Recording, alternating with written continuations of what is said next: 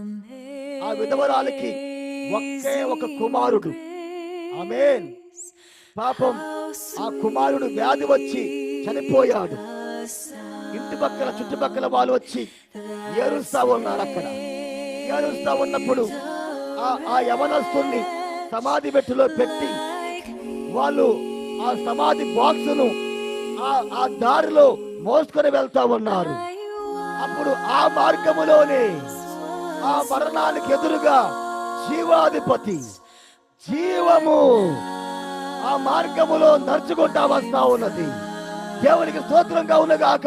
ఎప్పుడైతే ఆ దారిలో జీవము మరియు మరణము ఆ దారిలో ఒకదానికొకటి ఎదురుపడ్డాయో, జీవము ముందల దేవుని ముందల మరణము ఓడిపోయింది. అక్కడ అదిగో క్రియలో ఆయన దేవుని కుమారుడుగా ఉన్నాడు. ఆయన మరణించిన వారిని తిరిగి లేపినప్పుడు ఆయన దేవుని కుమారుడు.